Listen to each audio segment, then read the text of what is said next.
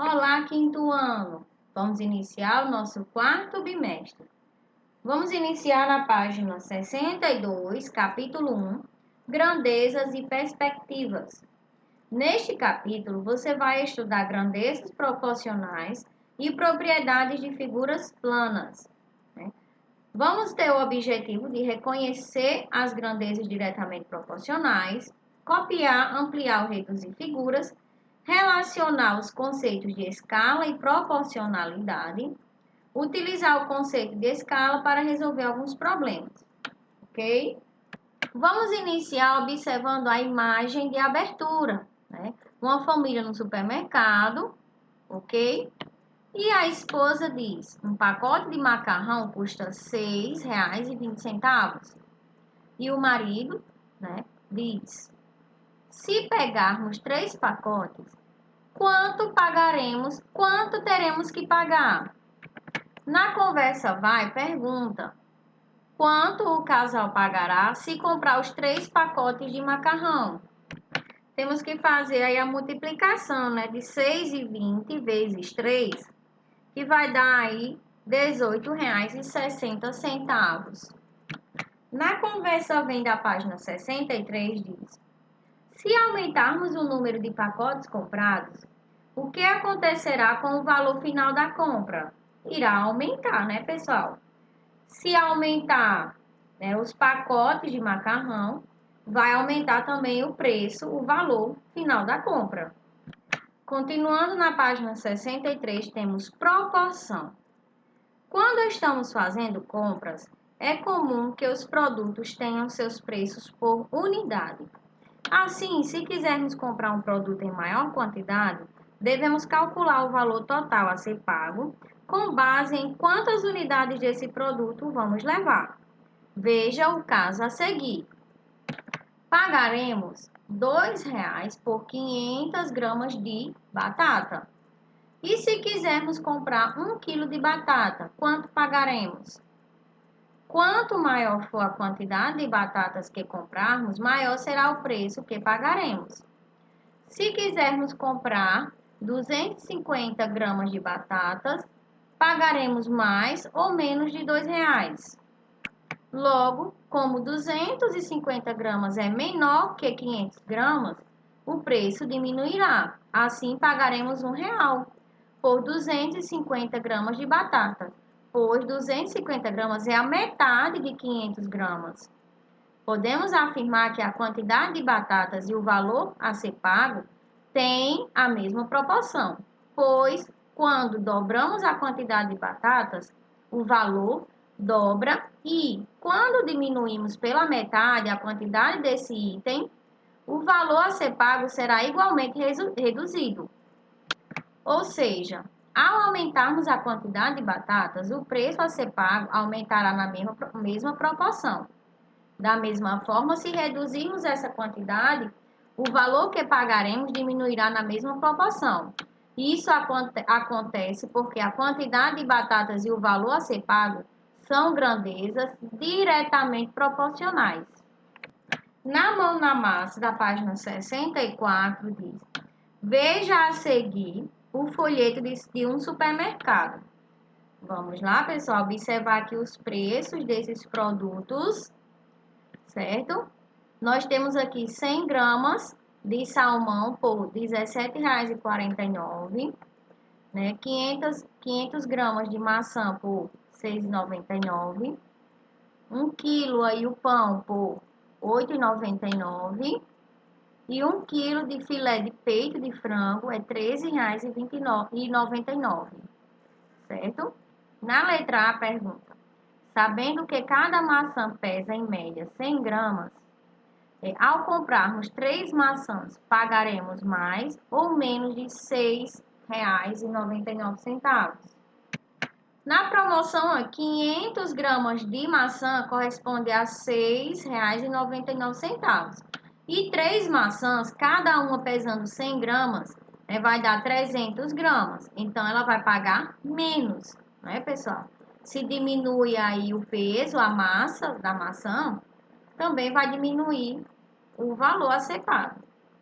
Na B diz, Sabendo que cada pão pesa em média 50 gramas, ao comprarmos 5 pães, pagaremos mais ou menos que R$ 8,99. Bem, pessoal, observamos na promoção que 1 quilo corresponde a 1.000 gramas. Né? 1 quilo de pão, eu vou pagar R$ 8,99.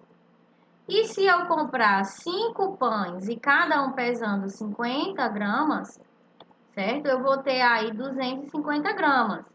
Então, eu vou pagar menos que R$ 8,99. Na letra C diz, se quisermos comprar 200 gramas de salmão sem espinha, quantos gastaremos? Logo, pessoal, se 100 gramas, né, de salmão sem espinha, eu vou pagar R$ 17,49. Se eu quiser comprar 200 gramas de salmão, eu tenho que multiplicar esse valor por 2, certo, pessoal? Que vai dar aí o correspondente a R$ 34,98, ok? Na letra D diz, veja a lista de compras ao lado. Nós temos 500 gramas de pão, 5 maçãs, 2 quilos de filé de peito de frango e 300 gramas de salmão sem espinha. Bem, pessoal, fazendo aqui a listinha das compras de acordo com a super promoção, né, ó, 500 gramas de pão, né, vai dar aí o equivalente a aproximadamente R$ 4,50, certo? Porque 1 quilo é R$ 8,99 e 500 gramas é a metade de 1 quilo, né? Então, nós vamos dividir lá 8,99 por 2, que vai dar aí aproximadamente R$ 4,50. 500 gramas de maçã, certo? Vai sair por R$ 6,99, o mesmo valor lá da promoção. 2 quilos de frango, né? O quilo lá do frango, do filé de peito de frango, corresponde a R$ 13,99. Como aqui nessas compras, nessa lista, tem 2 quilos, então nós vamos multiplicar o valor por 2, que vai dar R$ 27,98. 300 gramas de salmão, certo? 100 gramas de salmão custa R$ 17,49. 300 gramas, nós temos que multiplicar esse valor por 3, que vai dar aí a R$ 52,47. Então, essa listinha, né, nós vamos somar, né, esses valores aí de quanto vamos pagar por cada produto. Vai dar aí aproximadamente R$ 91,94, ok?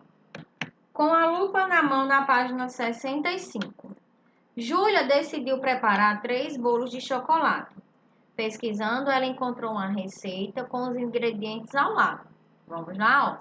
4 ovos, 4 colheres de chocolate em pó, 4 colheres de manteiga, 3 xícaras de farinha de trigo, 2 xícaras de açúcar, 2 colheres de fermento e 1 xícara de leite. Vamos lá. Com a receita na mão, Júlia vai ao supermercado para comprar os ingredientes. 1. Sabendo que a receita rende um bolo, responda em seu caderno os itens a seguir. Responda em seu caderno aos itens a seguir. Na letra A diz, quantas caixas com 12 ovos Júlia deve comprar? Se Júlia vai fazer 3 bolos e em cada bolo ela vai utilizar 4 ovos, então ela vai precisar de 12 ovos no total. Então ela deve comprar uma caixa com 12 ovos. B. Uma colher de sopa de chocolate em pó contém em média 15 gramas. Quantos pacotes de 200 gramas de chocolate em pó deve ser comprado? Bem, pessoal, se cada colher de sopa de chocolate tem 15 gramas e ela vai precisar de 4 colheres em cada receita, vamos fazer 4 vezes 15, que vai dar igual a 60 gramas. Então, ela vai precisar de 60 gramas né, de chocolate em pó em cada receita. Como ela vai fazer 3 bolos, então nós vamos multiplicar por 3, que vai dar igual a 180 gramas de chocolate em pó. Então, em um pacote tem 200 gramas, então ela vai precisar somente de um pacote. Na letra C diz, uma colher de sopa de manteiga contém em média 40 gramas. Quantas barras de 200 gramas de manteiga Júlia deve comprar?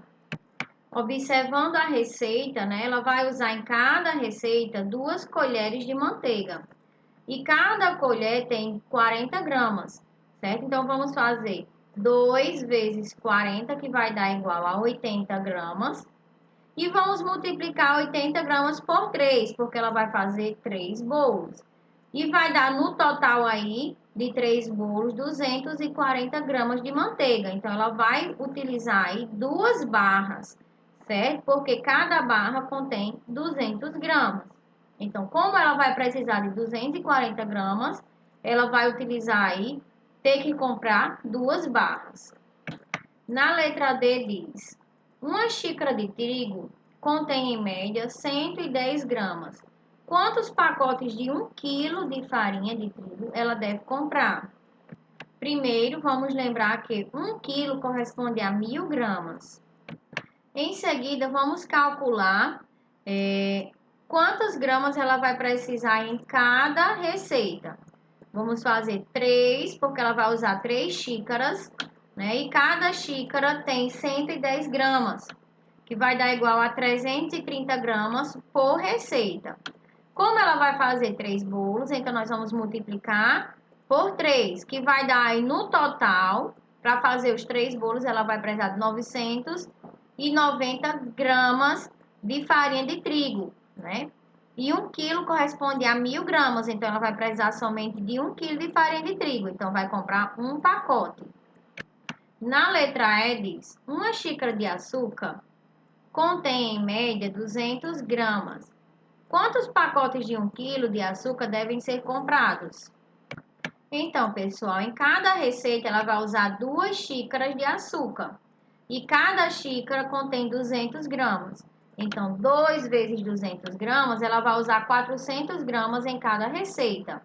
Vezes 3 vai dar igual a 1.200 gramas nas 3 receitas, né? Então, como 1 quilo corresponde a 1.000 gramas, então, como ela vai utilizar 1.200 gramas, ela vai precisar de 2 pacotes de açúcar, 2 quilos de açúcar, né? Na letra F diz, uma colher de sopa de fermento contém, em média, 15 gramas. Quantos pacotes de 250 gramas de fermento ela deve comprar?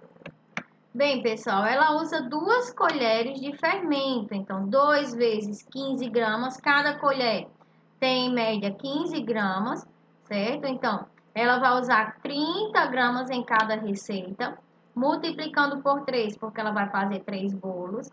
Vai dar no total de 90 gramas. E cada pacote tem 250 gramas, então ela deve comprar somente um pacote. Na letra G diz, 6 caixas de leite corresponde a 1 litro de leite. Quantas caixas de 1 litro Júlia deve comprar?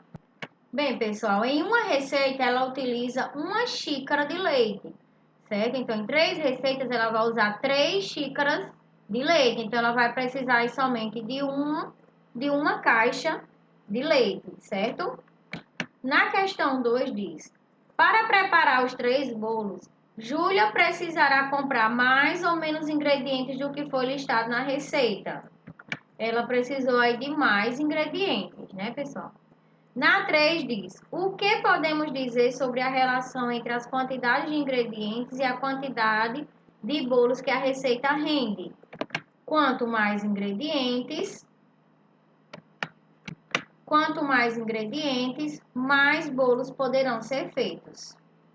Na página 66 diz, chegando ao mercado, Júlia se deparou com os seguintes preços. Vamos lá? Farinha de trigo, R$ 4,79. 1 quilo de açúcar, R$ 2,69. Chocolate em pó, R$ 15. Fermento em pó, 5,69, o leite 2,99, manteiga 7,99 e ovos 8,50. Aí na 4 pergunta: quanto Júlia gastará no mercado? Então, pessoal, colocando a lista aqui da nossa amiga Júlia, o que ela deve comprar, né? Ovos, ela vai comprar uma caixa, que custa R$ 8,50. O chocolate em pó, R$ 15, ela vai comprar um pacote. Manteiga, ela vai comprar 2 barras, né? Então, vamos multiplicar aí o valor da manteiga por 2, que vai dar R$ 15,98. A farinha, ela vai comprar um pacote, certo? R$ 4,79. O açúcar, ela vai comprar 2 pacotes de açúcar, certo? Porque vamos multiplicar o valor do açúcar por 2, que dá R$ 5,38. O fermento vai comprar um pacote, que custa R$ 5,69. E um leite, né? 1 litro de leite, que custa R$ 2,99. Somando esses valores, vai dar aí o total de R$ 58,33. Na questão 5 diz: o que podemos dizer sobre a relação entre o valor pago por Júlia e a quantidade de produtos comprados? Quanto mais produtos, maior será o valor pago. Na 6 diz: qual a relação entre o número de bolos que Júlia fará e o valor pago no mercado? Quanto mais bolos forem feitos, né, pessoal, maior será o valor pago no supermercado, né? Com o assunto, copiando, ampliando e reduzindo figuras. Vamos lá? São várias as formas de ampliar, reduzir e copiar uma figura. Uma delas é usando malha quadriculada. Imagine que você quer copiar o desenho do retângulo a seguir. Vamos lá? Para copiar, ampliar ou reduzir uma figura, o primeiro passo é quadriculá-la, ou seja, colocá-la em uma malha quadriculada, como foi feito na imagem a seguir. Para copiar uma figura, devemos reproduzi-la em uma malha quadriculada com quadrados do mesmo tamanho que os originais. Para copiar uma figura, devemos reproduzi-la em uma malha quadriculada com quadrados de mesmo tamanho que os da malha original. Para reduzir uma figura, devemos reproduzi-la em uma malha quadriculada na qual os quadrados sejam menores que os quadrados da malha quadriculada original. Ao reproduzirmos a figura nessa nova malha, obteremos uma cópia reduzida da imagem original.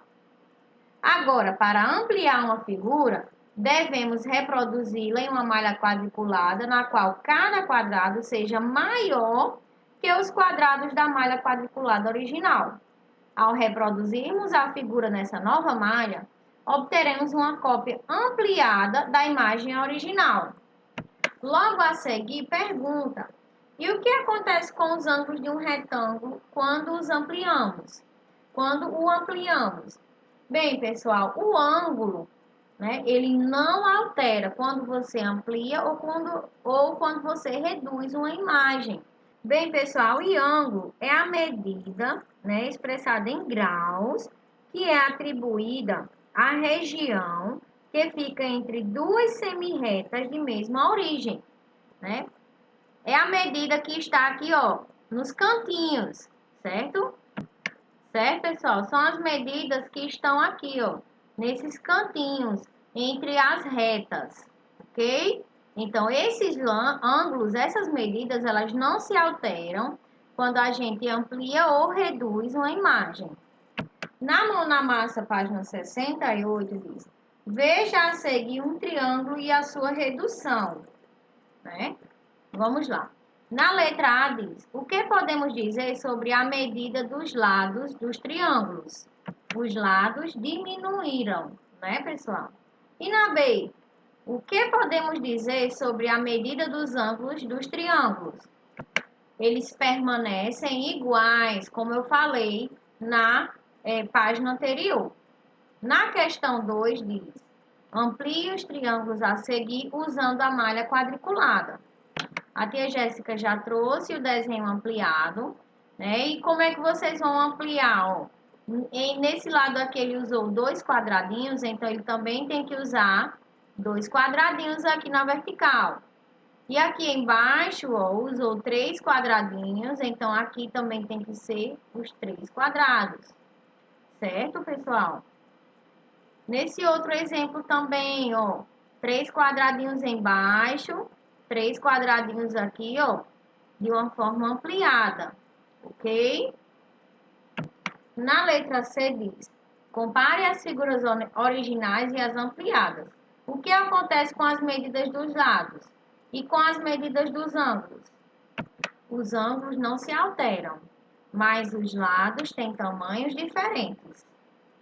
Continuando na página 69, nós temos ampliando e reduzindo figuras digitalmente. Certo? Você sabia que também podemos ampliar e reduzir figuras usando o computador ou o celular? Veja a seguir a modificação que ocorreu na imagem de uma super-heroína. Certo? Nós temos a figura original e ela no tamanho ampliado, né, pessoal? Vamos lá. O que aconteceu com a imagem? Por qual modificação ela passou? Ela foi ampliada, né, pessoal? A figura foi ampliada, pois está maior que a original. Mas não aconteceu de maneira proporcional. Ela foi ampliada apenas na direção vertical. Certo, pessoal? Para que a figura seja ampliada de maneira correta, devemos ampliá-la na direção diagonal, e isso manterá sua proporção. O resultado é uma imagem ampliada corretamente. Então, pessoal, vou mostrar para vocês aqui como ampliar ou reduzir uma imagem no computador. Certo? Nós temos aqui um cubo. E para ampliar esse cubo, ó, clica em cima, né? E a gente desce aqui a setinha, ó, certo? Ampliando de forma certa. Se quiser reduzir, do mesmo jeito, ó, subindo, certo? Para reduzir, ok, pessoal? É isso que mostra na página 69, a forma correta de ampliar no computador. Agora nós temos com a lupa na mão. Nos dois casos abaixo, desenhe setas que indiquem a direção correta da ampliação das figuras. Né? Nós temos que desenhar aqui, ó, as setinhas na forma correta de como ampliar lá no computador. Ok? Na 2 diz, agora é com você. Crie uma figura no computador e amplia corretamente usando o que você estudou.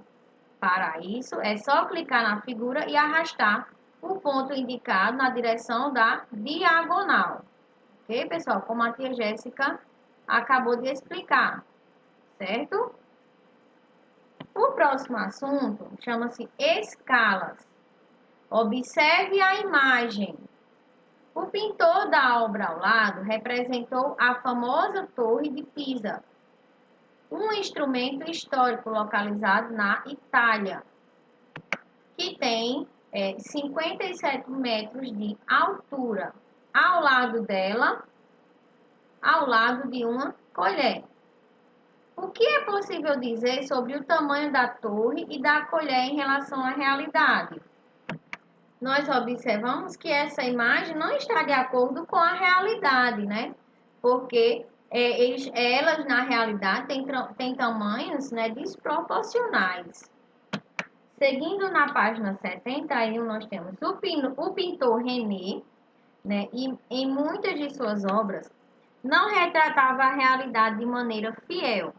Por isso, os tamanhos da torre e da colher estão na mesma proporção.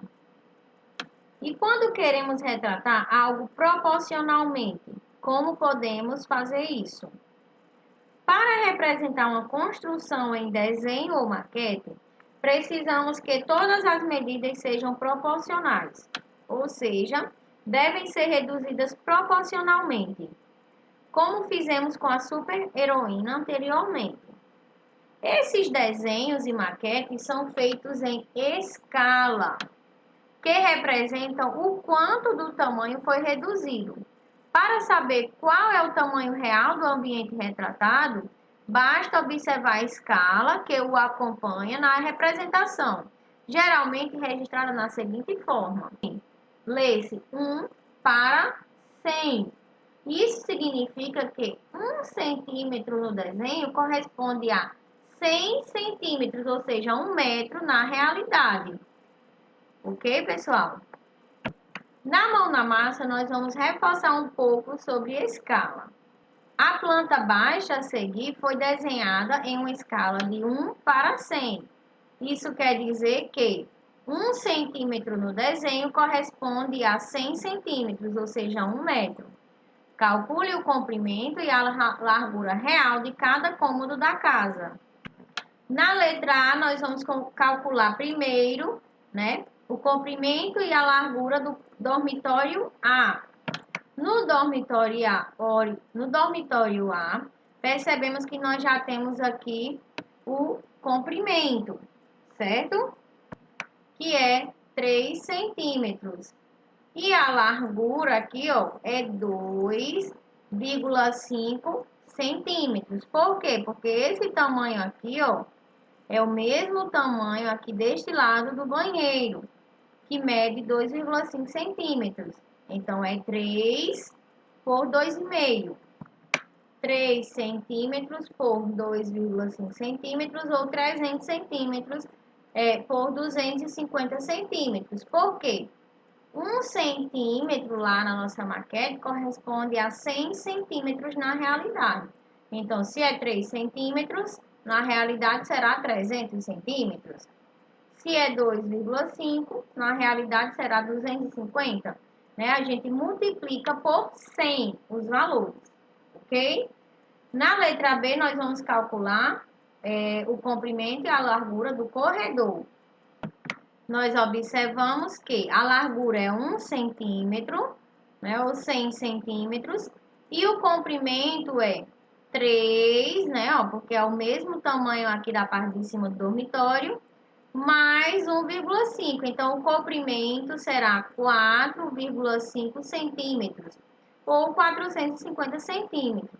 Então, pessoal, será 4,5 centímetros por 1 centímetro, ou 450 centímetros por 100 centímetros, né? Porque a gente multiplica aí para ter o tamanho real por 100. Na letra C, vamos calcular o dormitório B.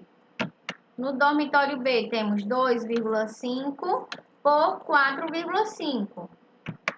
4,5 centímetros por 2,5 centímetros, ou 450 centímetros por 250 centímetros. Ok, pessoal? Na letra D, vamos calcular do banheiro. Observamos que no banheiro é 2,5 por 1,5. 250 centímetros, né? Por 150 centímetros aí na realidade. Ok? Na letra E, nós vamos calcular o da sala. Na sala, nós observamos que tem 2,5, 1 centímetro, que é o mesmo da largura do corredor, né? E 2,5. Somando essas três medidas dá 6. Então, ela tem aí de largura 6 centímetros e de comprimento 3,5.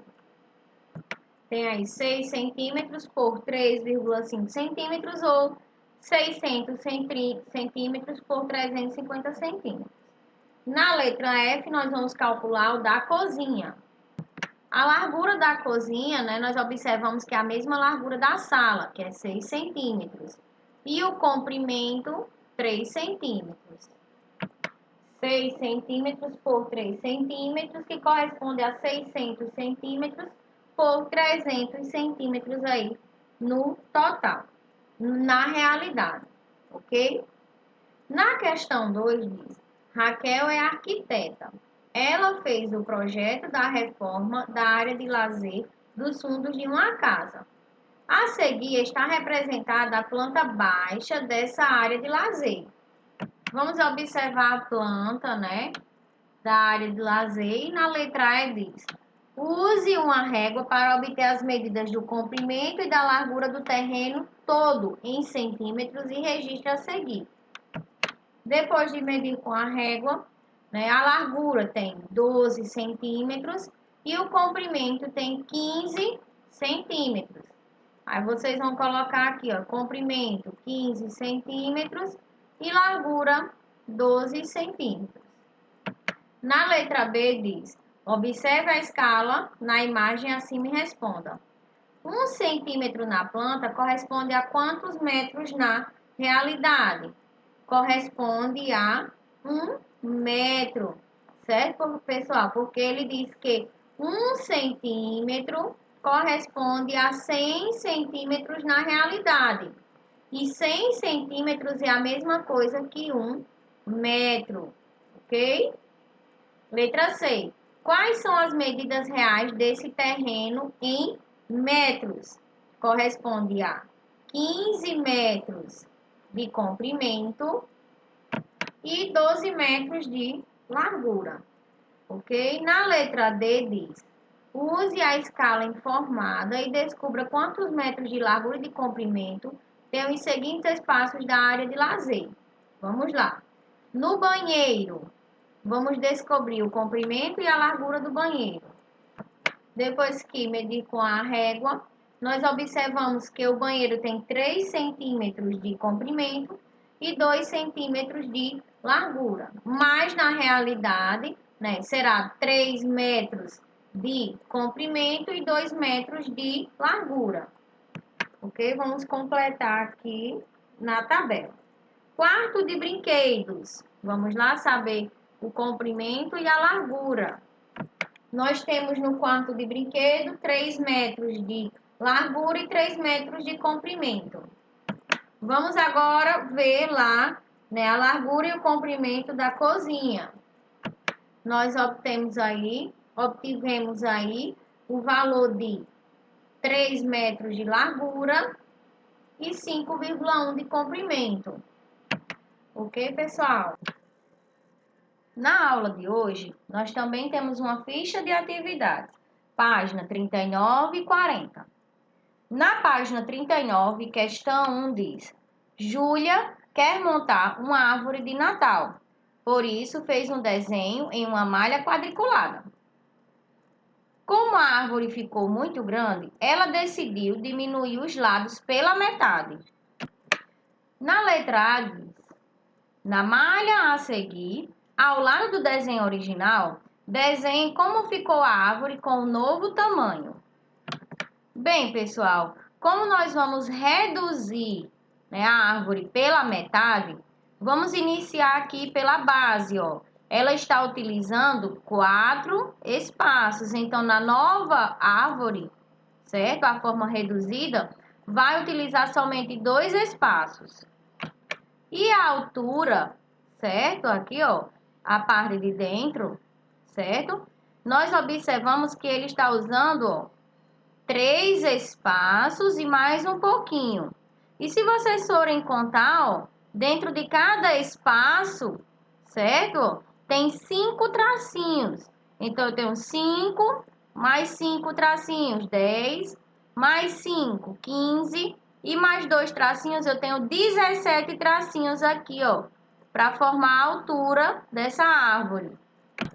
E na imagem reduzida, nós vamos, né, diminuir aí pela metade. Então, 17 dividido por 2 vai dar igual a 8,5. Então, nós vamos colocar aqui, ó, 8 tracinhos mais um pouquinho, tá bom?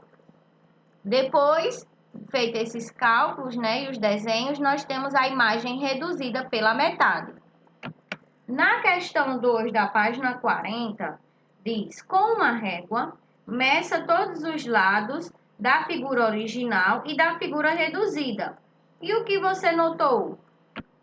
Logo, pessoal, notamos que todos os lados da figura reduzida têm metade da figura original, certo? Como ela foi reduzida pela metade, certo? Ela vai ter aí a figura reduzida, né? Suas medidas serão a metade da medida da figura original. E na questão 3 pergunta: o que ocorreu com os ângulos da figura? Os ângulos continuam com a mesma medida. Como nós aprendemos na aula, os lados, quando a gente amplia ou reduz uma figura, os lados ele altera, certo? Já os ângulos, eles continuam a mesma medida, ok? Na questão 4 diz: a seguir temos uma figura e algumas ampliações, reduções e cópias dela. Risque a figura que não pertence ao grupo. Como nós podemos observar, nós temos aqui um quadrado. E nós temos aqui a sua forma média, né, pessoal? E depois uma ampliação um pouco maior, uma cópia um pouco maior que a original, certo? E nós temos aqui outra figura, certo? Que não é um quadrado, é um retângulo, certo? Então, nós vamos riscar esse retângulo porque não pertence ao grupo. Não é uma forma ampliada ou reduzida da figura original. Logo em seguida, nós vamos justificar a resposta usando os conhecimentos que você já teve sobre ampliação e redução de figuras. Logo, na ampliação, o retângulo deixou de ser quadrado e, consequentemente, de ter todos os lados iguais. Ok, pessoal? Essa foi a nossa aulinha. Um beijo e até a próxima!